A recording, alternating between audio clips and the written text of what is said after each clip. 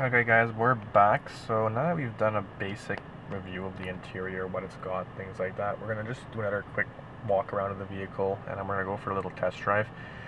Just want to show you the sound system, because I know last time I was saying the sound system is great, so I'm going to actually show you how good the sound system is. We're going to play a song. It's a pretty good song, I think. So here we go. Now if you're listening on your iPhone or cell phone or laptop, you're not going to hear the bass. So I'd suggest if you want to get the actual bass kick and get onto a computer that actually has a sound system hooked up to it. And you can hear, this car actually throws out quite a bit of bass for being a stock sound system. So we are going to play a song. So here we go. Can we go thrift shopping? What?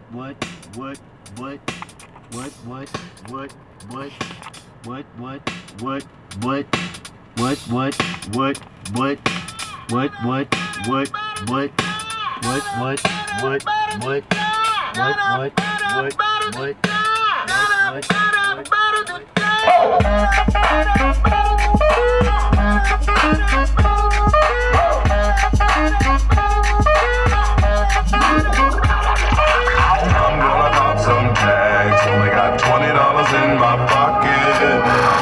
I'm looking for a come up. This is fucking awesome. Now, walking to the club like, what up? I got a big pack. I'm just pumped. I bought some shit from a thrift shop. Ice on the fringe is so damn frosty. The people like, Damn, that's a cold ass honky. rolling in hella deep, headed to the mezzanine. Dressed in all pink, and my gator shoes. Those are green draped in a leopard mink. Girl standing next to me. So that is the sound system. Now it's stock. You can, if you wanted to, opt for a Dolby Digital sound system for this vehicle. 650 watts of power, which I'm sure is much more impressive than this one.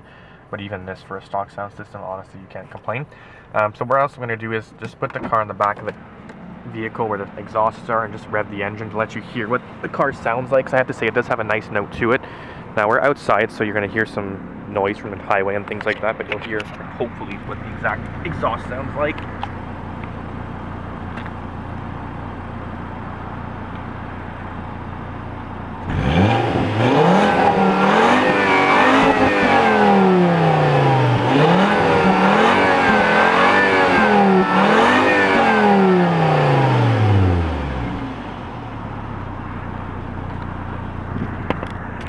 So that's the exhaust. You probably heard the turbocharger kick in there, a little high-pitched whistle noise. It's a nice sound. I have to say it's, better sound than most cars I've heard. It's surprising for a 5-cylinder. Yes, it runs a little rougher than your V6, but it's got power, it's got oomph, and I think the turbocharger does an excellent job at that. So our next little bout we're going to do is actually going on the highway. But before that, I just want to show you how to use the adaptive cruise control, which I find truly fantastic in this vehicle. So here you have all your cruise control options. You have this little button here. So if you're going 120 and you want to set it, you hold that down, it sets it to 120, and it will show that it's been set to 120 there. Right now we're going 0, so we're not seeing a number. Then you have your plus or minus buttons. What those do is, let's say you want to increase the speed, you increase it. It goes usually in increments of 5 kilometers an hour, so you can go up and down. These are very interesting buttons. So what this one does is that minimizes your distance between cars. So if you're on the highway and you want to be snug right up to a car in front of you, you minus it down, and as you see there, that little bar, there's only one bar behind the car. That shows you you're going to be close to cars on the highway. So if you're going 120 and you come up to a car that's going 110, it'll adjust to the speed, but you'll be close to that vehicle. You can increase the distance. So if you want to max it out, it's usually about, I'd say probably about 7 car lengths maybe. So if you're on the highway going 120 and there's a car in front of you, 7 car lengths ahead, the car is going to readjust down to a slower speed to match what he's going, and you're just going to stay behind him unless you want to pass. So we're going to go for a little spin here. So we're going to put it in neutral, or in drive, sorry. This car, it's typical automatic, so PRND. You do have sport mode, beautiful shifts, very smooth. Granted, it's no paddle shifter. I mean, yes, your more sporty cars have the paddle shifters, but this car is more than sufficient with this setup. I don't think you really need the paddle shifters, and I find, to be honest, paddle shifters, unless you're on a track, you're never going to ever use them. Even if you're gonna, be at a red light and you want to pull up beside someone and just, race them, you're not going to use your paddle shifters, because honestly, paddle shifting is slower than actually having the car in drive. So here we go. We are at Ultramar. We're gonna pull out. Hopefully no police are nearby, but what happens, we'll see. So I'm just waiting for traffic to go by here.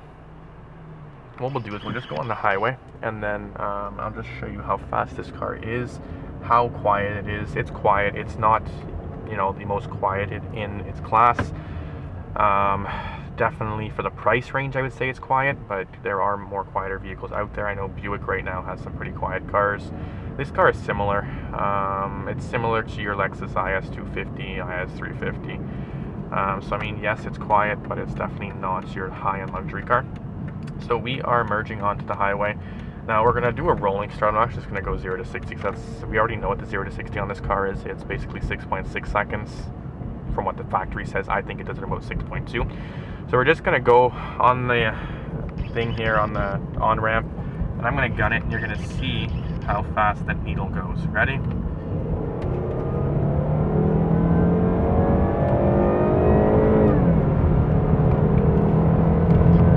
So as you can see, she flies. She is not a slow car by any means. Heavy car, yes, but that turbocharge, that's the lane assist kicking in.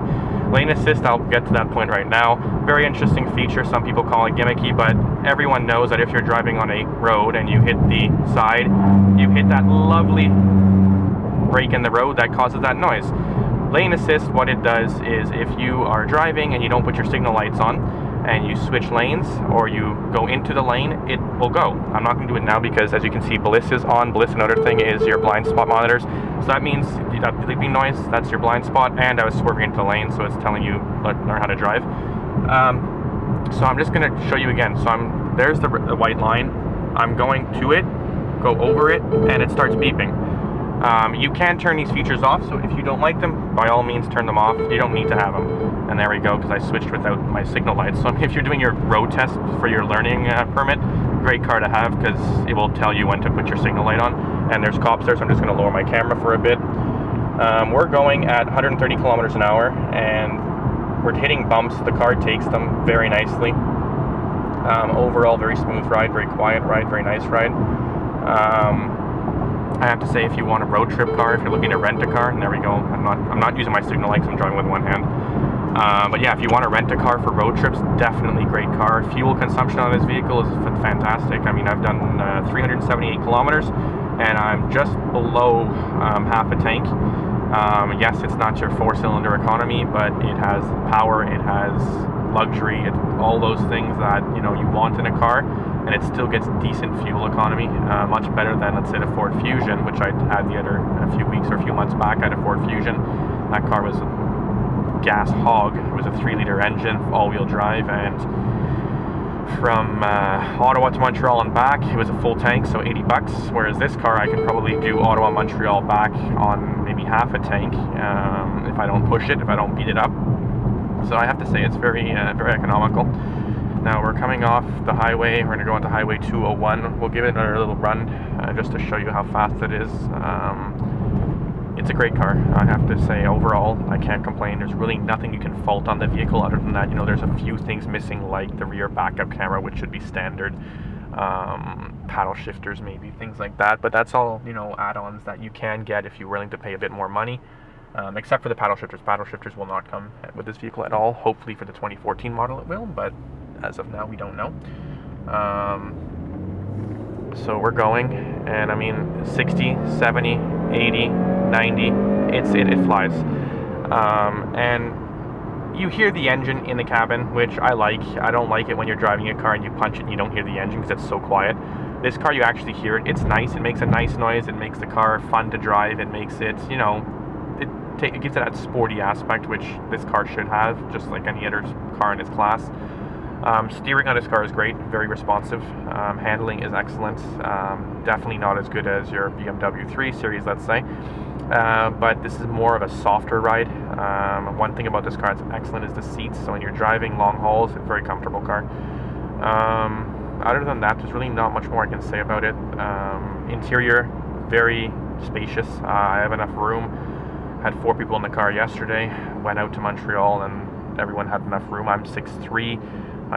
My tallest brother, he's 6'5" almost, and he was able to fit in the back, not a problem. So overall, in terms of being able to carry 4 people comfortably, definitely. 5, I would say, is a bit of a stretch, because the back, you have a big bump in the back, in the middle, on the floor. So it limits the room for the person who's sitting in the middle bench seat. But I mean, you could fit 5 in there. You just can't do a road trip with 5. But overall, it's a great car. Would I suggest buying it? Probably not right now, simply because I know Volvo is looking to probably up the vehicle in terms of horsepower, engine changes, things like that, to compete with other models out there. Right now, this car is probably the fastest in its class, but it is using an outdated 5-cylinder engine. Granted, it's turbocharged, but it could use, I'd say, a standard 6. Even if it's a 2.5 liter 6 engine or a V6, I would say it would be better because it would be smoother. And then keep, they have the flat 6 with the T60 model, which is, an adequate power, 300 horsepower for the class, which is pretty much average. So would I recommend buying it? Probably not right now. Would I recommend leasing it or renting it for a few weeks? Renting, definitely. If you want a, good, nice road trip car, definitely rent it. Lease it, I'd say, yeah, go for it. 3-year lease, can't go wrong. But once the car's redesigned, it always sucks to buy that year model before, and then you get one the year later, it's totally redesigned, and you're stuck with the one for 5 years because you bought it on a 5-year finance.